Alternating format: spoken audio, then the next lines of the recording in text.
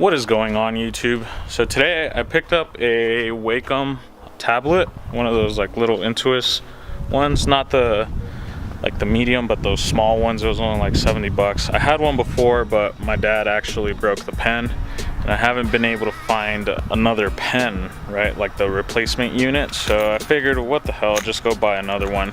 So I'm gonna take you guys along with me. All right, so as I was saying, I'm gonna go pick up the tablet. It's at Best Buy. It's like, I don't know, 15 minutes away from here. And then hopefully later today, I'm gonna change the oil on the FD. I was gonna do it yesterday, but it was extremely windy. And I was doing the oil change on the Z. And as I was like trying to pour the oil into the funnel, you know, it kept like splattering and stuff. So it was really annoying. Today it's not as windy, so I'm gonna pull out the FD. And for those of you that don't really care about me going to pick up the tablet, I'll put like a little timestamp of when you can jump to me working on the FD. So just left Best Buy. They told me I couldn't film inside, so I was very respectful, didn't film, but just leaving right now. So I walked in and I got my Intuos. I got the Intuos straw. It was like 70 bucks, I think. After tax and everything, plus warranty, it came out to like $97 more or less. But I'm gonna be using that for a lot of my design stuff, right? So eventually, I've been toying with the idea of possibly making my own shirt designs and stuff to sell later. I don't know if people would be interested in that. Possibly making like car illustrations and printing them out, stuff like that. I thought it'd be kind of cool. So I bought one of those. Like I said before, I had two before, so I'm definitely not new to the Wacom line. You know, I've owned some before. I would really love to buy the bigger Intuos, but I don't have the money for that right now. So I'm hoping maybe if I start doing more design work for people, then I'll use that money to buy, you know, a nicer one, or maybe even a Cintiq. I'd really love a Cintiq. I think those things are so cool. And also, in about 2 weeks, All-Star Bash is coming around, and I've been needing one of these because I can't carry my camera around, what you guys are watching me through right now, all the time, right? You know, if I'm carrying it in the car, it's hard for my passenger to kind of enjoy riding along with me while trying to record. And same for me, every time I want to ride along because it's fun, not because I want to record. So I figured I'd get one of these things and strap it to my helmet and just have it record whatever I'm seeing, right? Pretty cool. I want to try to get maybe like one of those housings for my Hero 3, put it outside of the car, that way you guys can get more than one view while I'm drifting. But yeah, so now let's go home and start working on the FD. All right, so this is on the GoPro Hero 5. This is my first time using it, so I'm really excited. I did a little unboxing video on it. As soon as I got home, I was that excited that I just wanted to unbox it, right? So that's going to be its own video. Also, the Wacom tablet that I bought, I did an unboxing for that as well, for those of you that are interested in stuff like that. I'm thinking I might do small tech related things, not like full-on tech channel or anything, but I rely on technology to make a living. I thought, why not? Maybe do a couple videos of stuff like that here and there. You guys might like it. But one thing I gotta do right now is disconnect the battery for the FD, because I left it charging overnight. One of the DEFI gauges that I have, I believe it's the tachometer, maybe? I don't remember. So one of them doesn't turn off. It might be the control module, I don't remember. But, so it doesn't turn off and it slowly sucks all of the power from the battery. So if I leave the car sitting for too long, the battery will be dead. I need to get one of those tenders. Most likely gonna order one this week. That way, so my battery will last me years. So I went and got oil for the FD. I'm just gonna start by doing the oil change. Bought 10W40 and just a K&N filter. Pro tip, it actually uses the same size filter as a 350Z. I thought it was pretty interesting. I didn't know they were the same size filters. I'm gonna turn on the FD, move it forward a little bit, and then change the oil. And that's pretty much it for today. So let's get to doing that.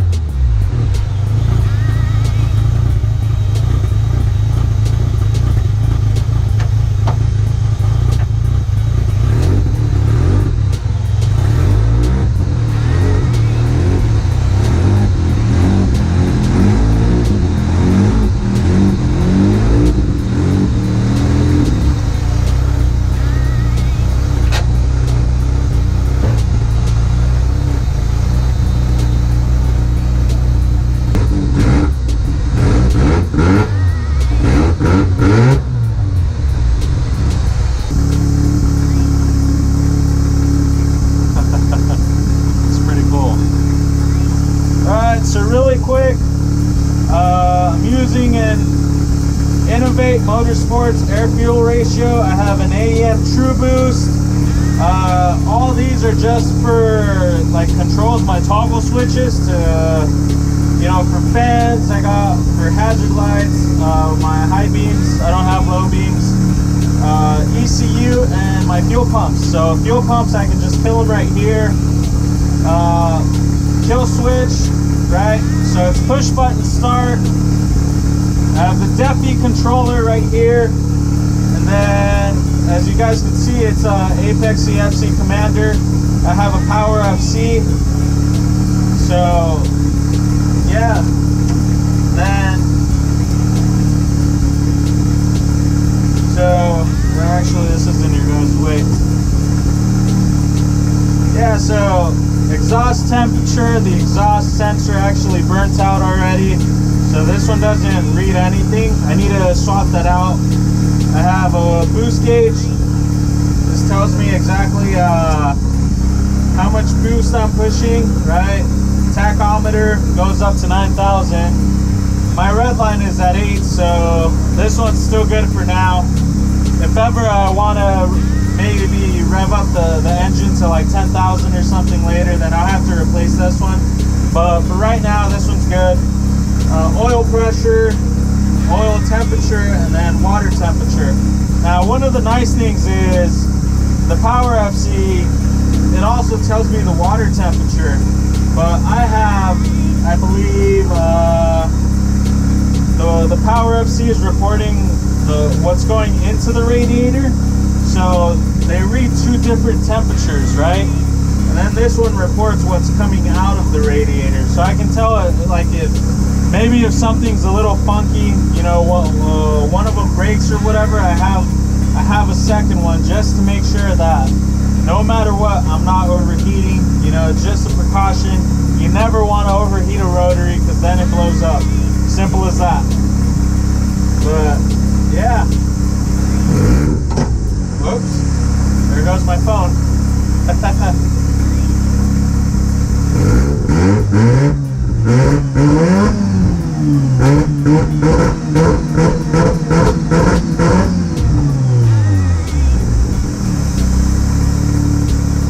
Yeah, she's all warmed up now. So I'm gonna start lifting up the front of the car and we'll start changing the oil. Alright, so I inched up the FD.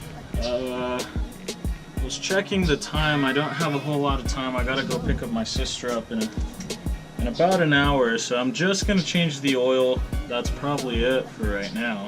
Most likely gonna get dark by the time I get back.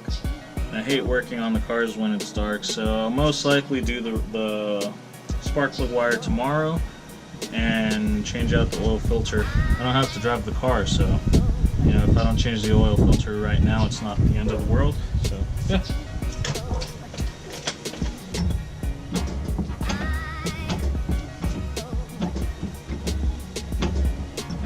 Alright, so I've never actually changed the oil on the FD before.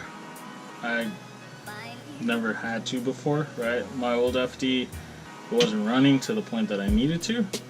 And this one I've only done 2 events on it. So yeah, I don't actually know what size the bolt is for the oil pan. So we're gonna figure it out right now. Hoping I raised it enough. The car's kind of low also. It's not as slammed as the Z, but it's low enough.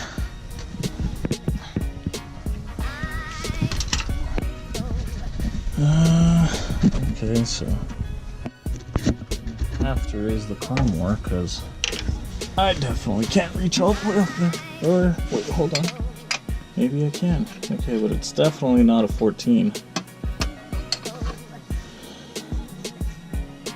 I gotta clean the underside of the car. Alright. Well, let's try something else. Hopefully it's key that I have.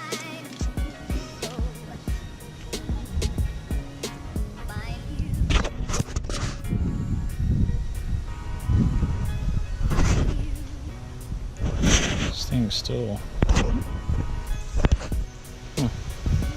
Interesting. thing is, I don't actually know how secure this bash bar is. Probably not a smart idea to be using it as a jacking point.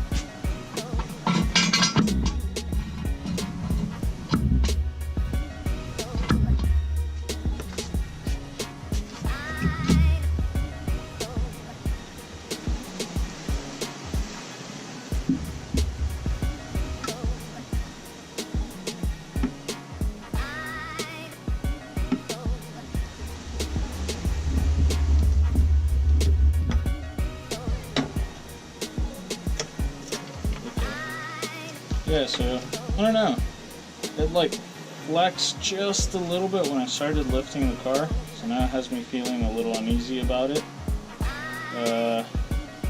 Most likely gonna put like something else under the car just to be safe. You don't want a car to fall on top of you.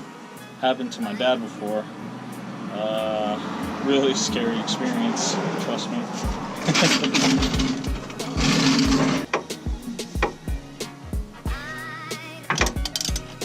Sweet, it's loose. Felt a little too tight. Remember guys, if you're going to be putting the oil bolt on, it doesn't have to be Hulk strength. You guys can use the torque wrench to measure how much force you actually need to put on it. It's not a lot, trust me. You can actually snap those bolts if you're not careful. Oh cool, this is one of those magnetic drain plugs. This is nice. Not sure what brand it is, but it's nifty either way. So that oil's coming out. It's definitely time to change that. It's the first time I've ever been under the front end of the car. So I hope you guys can see this stuff.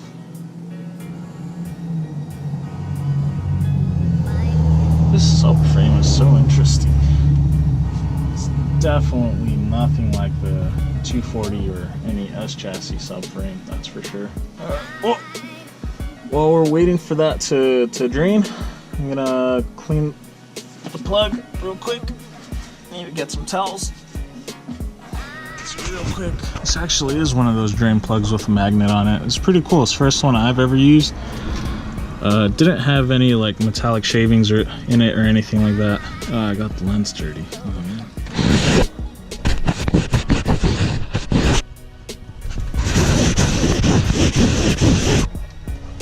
Alright, hopefully it's not all smudgy. Anyways, yeah, definitely pretty cool. Didn't have any metallic shavings or anything in it, so definitely a good sign. If I remember correctly, the engine only has about 3,000 miles, and I've put maybe, I don't know, probably like 200 to 300 miles on it. Because I did a lot of laps last year. Like, I had a lot of seat time at All-Star Bash. Unfortunately, at Rival Day, I didn't have a whole lot of seat time, as you guys saw. But yeah, this thing's in good shape. Pretty good. Oil isn't all messed up. It looks a little burnt, but it's not bad. I don't know how to explain it. Yeah, so right here you can see my radiator setup. Dual spall fans. Turbo, it's V-mount. So it has a intercooler on top, radiator on the bottom. Four-warm turbo. Yeah, this it's pretty cool. The turbo is liquid cooled or water cooled as well. So is the wastegates. Dump pipe is over there, right next to the exhaust. So the dump pipe goes straight down. I think if eventually when I get a EFR line turbo, I think it'd be pretty cool to make the dump pipe go out the top. Haven't actually decided yet, you know, but figured when I get there I'll figure it out, right? But yeah, pretty happy with this car. So Anyways, I'm gonna plug up the bottom, and then I'm gonna drop the car. When I drop the car, I'll put the oil on the top, because the strut tower brace is in the way, so I have to remove it, or somehow make sure that I don't get oil on it. I don't want to get my nice Cusco brace all messed up, full of oil. So yeah, you guys can chill on the Z for now.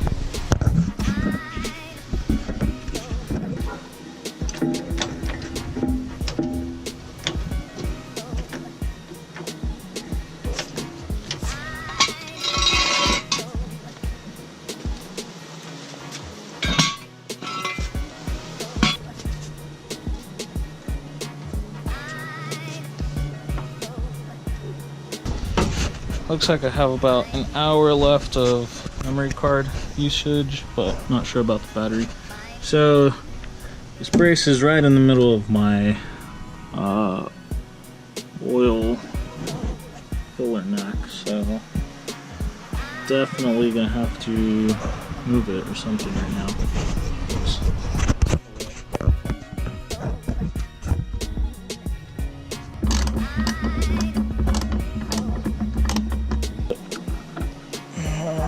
The nut is off. It has two washers on this side. I always put them facing up. On this side, pull out. Has a washer on that side as well. So I'm going to loosen the other side just so I can tilt it up. Not have to remove it entirely.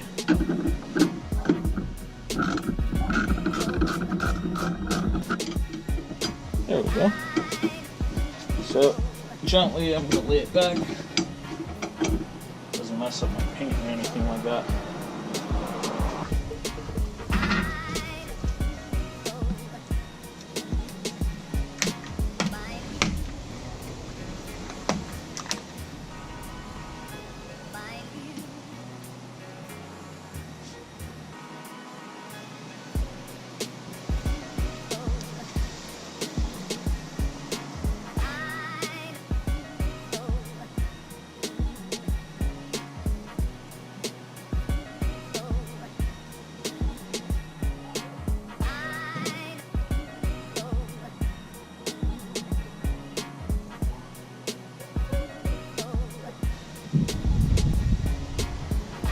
It's not as windy as today. Yesterday I was trying to do this and the oil literally just splattered everywhere as soon as it left the container. So yesterday sucked. I had to clean the Z.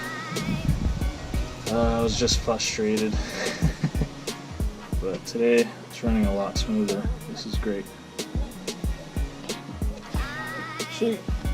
So all five quarts are down, which is good. That means that's one oil that I don't have to worry about now. I'm gonna see if I can order some transmission fluid, some diff fluid. Try to change those out, hopefully maybe next week. I want to try to get all the fluids changed out before All-Star Bash. Because All-Star Bash is like the main event that I like to drive. You know, I've been attending All-Star Bash for like the past, I don't know, 10 years maybe? Yeah, something like that. It doesn't even seem like that long, 10 years. Yeah, so All-Star Bash has always been that event that I enjoyed going to. It used to be a lot different when I first started going, just because, if I remember correctly, Brian Hart used to invite people. It wasn't like a you just pay and, you know, register type of thing. It's kind of like how Final Bout is now. That's what All-Star Bash used to be. Everyone would come out with cool cars. You know, everyone would aim to have a nice looking drift car by All-Star Bash.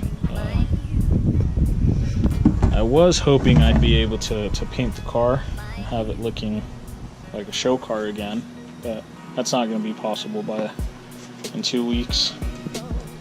And I don't have the money for all of it right now, especially after buying this thing.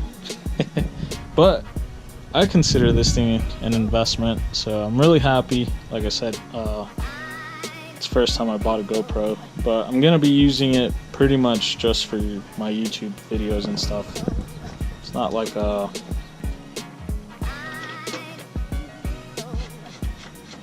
sweet. Oil is done. I should be able to make it just going straight black. Okay, and it only took 30 minutes. Really good. So I have about 30 minutes left. I have to go pick up my sister in a little bit. And we have errands to run, so kind of on the clock right now. That's why I'm not going to be doing the rest of this stuff right now. I'm going to wait till tomorrow. Looks like we're done. Sweet. Alright. I'm going to start packing up everything. I'm going to turn on the car just one more time for you guys, and then on the vlog.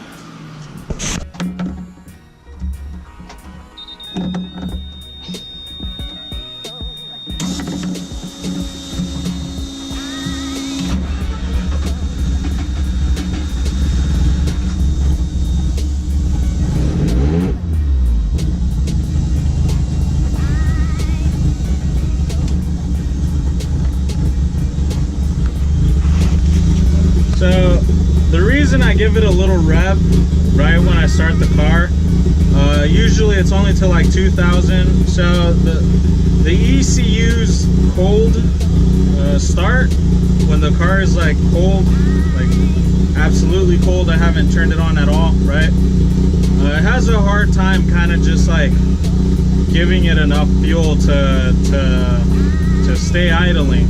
So what Bruce told me was, you know, just give it a little blip, get it to about 2,000, 2,500 more or less, right? And the computer will kind of just like start making it idle correctly after that. The tune is fine and everything, it's just that it's a lot colder over here a lot of times than over there. And